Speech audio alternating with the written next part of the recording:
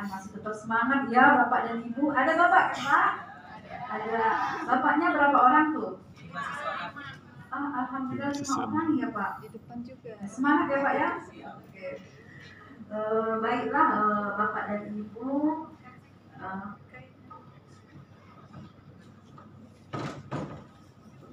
Oke. Sebelumnya saya perkenalkan diri saya dulu ya.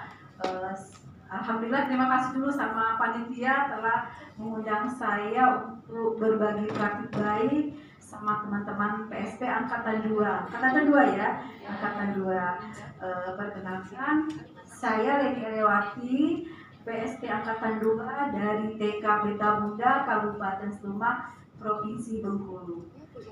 Pernah dengar Bengkulu Bapak dan Ibu? Pernah ke sana? Di sana sekarang sedang musim durian, Bu. Iya.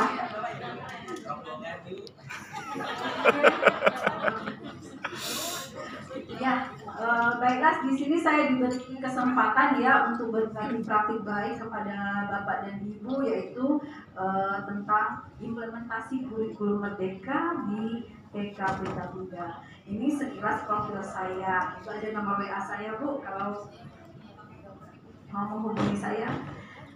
Nah, situasi sebelum saya mengikuti PSP ini kemarin, kita masih mengimplementasikan kurikulum 13. Yang mana itu waktu pembelajaran itu masih berpusat pada guru, belum berpihak kepada anak.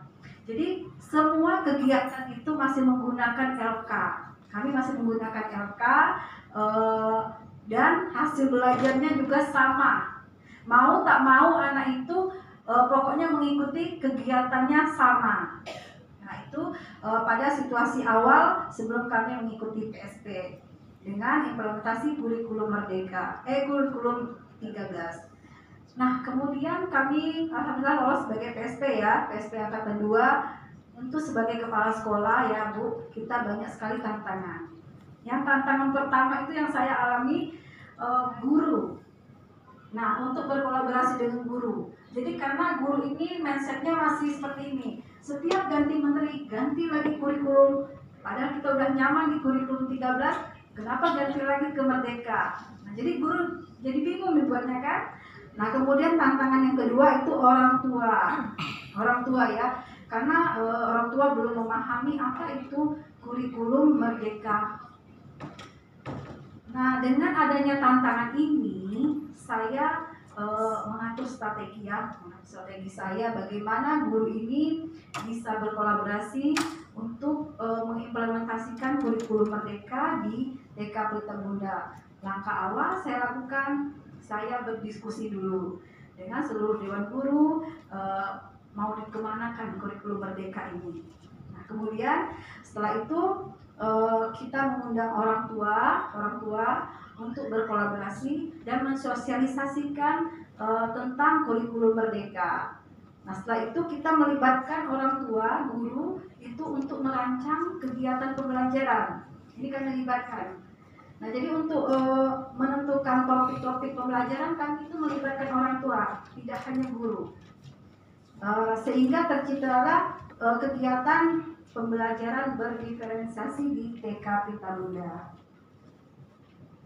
Nah ini sebelum kami merumuskan visi dan misi, kami sama-sama merumuskannya guru, kepala sekolah dan orang tua. Tapi kami lihat dulu bagaimana karakteristik lingkungan sekolah kami. Nah kebetulan sekolah kami berada di pasar, daerah pasar kan, pasar tradisional. Nah jadi tentunya kita pembelajarannya juga kita kaitkan dengan karakteristik lingkungan sekolah kita. Ini visi dan misi kami telah kami susun bersama orang tua, guru dan kepala sekolah. Kemudian kami juga selalu melibatkan orang tua. Apapun kegiatan yang kami lakukan, baik di dalam untuk pemberian makan tambahan atau di pembelajaran, kami selalu melibatkan orang tua.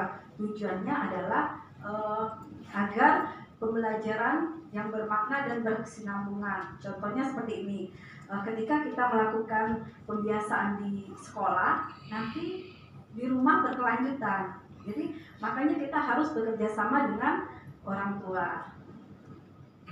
Oke, nah kemudian di TK Pelita Bunda ini ada struktur kurikulum ya. Itu kalau yang di kurikulum Merdeka ada intra, kemudian ada co-kurikuler yaitu P5, kemudian ekstranya itu boleh dilaksanakan, boleh tidak. Intinya tidak wajib ya. Tapi karena permintaan orang tua di TK Pelita Bunda ya kami mengadakan ekstra. Kemudian yaitu struktur kurikulum kami intrakurikuler dan co-kurikuler dan ekstrakurikuler. Semuanya kami tuangkan ke dalam KOSP TK Pelita Bunda.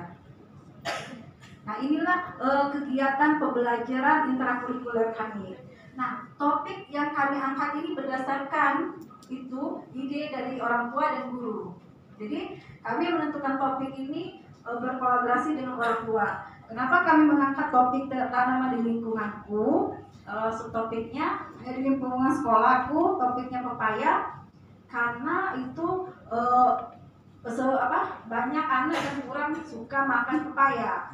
Jadi intinya kita pembelajaran itu kontekstual ya, kontekstual maksudnya bermakna bagi anak kita.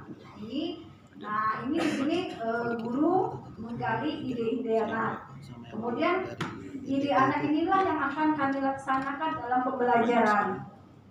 Nah sehingga anak merasa idenya itu dilaksanakan, mereka merasa bahagia, bangga begitu kan, karena apa yang ide-idenya itu dimasukkan ke dalam pembelajaran.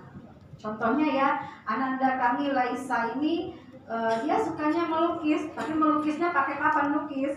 Ada lagi anak Ananda kami Fahri, dia tidak mau di papan lukis, dia maunya pakai buku gambar. Nah, jadi guru harus memfasilitasi berbagai macam kegiatan main anak. Nah, ini juga kami lakukan ini kegiatan bermain peran. Seolah-olah anak itu nyata ya kegiatannya, bukan rekayasa. Nah, di sini anak ada sebagai petani, ada sebagai penjual. Nah, kemudian mereka merasa kegiatan itu bermakna bagi dia. Nah, ini kegiatan di TK Pelita Bunda. Nah, kemudian kami juga menanamkan cinta tanah air ya. Setiap hari Senin kami mengadakan upacara bendera. Kemudian setiap hari Jumat kami mengadakan kebersihan lingkungan di masjid di sekitar sekolah. Nah, ini juga awal ya. Ini P5 kami itu di semester 1. Kemarin sempat gagal karena kami belum begitu memahami. Kemudian kami coba lagi, akhirnya kami 1 tahun itu 3 kali melaksanakan P5. Nah, jadi kami mengangkat Aku Sayang Bumi, kemudian dengan subtema mengenal jenis-jenis sampah. Ini juga kami angkat berdasarkan karena anak banyak membuang sampah itu sembarangan. Makanya kami adakan topiknya mengenal jenis-jenis sampah. Nah, ini anak sedang di pasar mengobservasi jenis-jenis sampah. Kemudian, nah ini yang kedua, yang ketiga. Ini yang ketiga di semester 2 ya, P5 kita itu dengan tema Kita Bersaudara. Nah, itu dengan topik suku di sekolah. Kenapa kami mengangkat suku di sekolahku? Karena di sekolah saya itu ada 2 suku berbeda. Jadi kita kenalkan kepada anak bahwa kita bersaudara, walaupun berbeda-beda suku kita tetap bersaudara. Ini hasilnya juga berkolaborasi dengan orang tua. Kami tak lepas ya dengan orang tua. Pokoknya apapun kegiatan di TK Pelita Bunda selalu melibatkan orang tua. Oke, ini kegiatan ekstrakurikuler kami. Ini atas permintaan dari orang tua agar tari adat di Kabupaten Sleman terus terangkat oleh peserta didik kami. Jadi kami laksanakan ada tari adat Serawai, ada drum band, dan ada bahasa Inggrisnya. Itu ekstra kami. Nah, setelah pembelajaran selesai, kami juga ada laporan ya kepada orang tua capaian perkembangan anak. Untuk asesmennya itu tidak di sekolah saja, kami juga meminta orang tua mengasesmen anaknya. Istilahnya itu orang tua menilai anaknya di rumah. Jadi laporannya itu baik secara tulisan maupun secara lisan ke sekolah. Nah, inilah hasil dari kurikulum merdeka. TK Pelita Bunda telah menyelenggarakan pembelajaran yang menyenangkan bagi anak. Bahkan anak tidak mau pulang, tidak mau pulang ke rumah, pengennya di sekolah terus.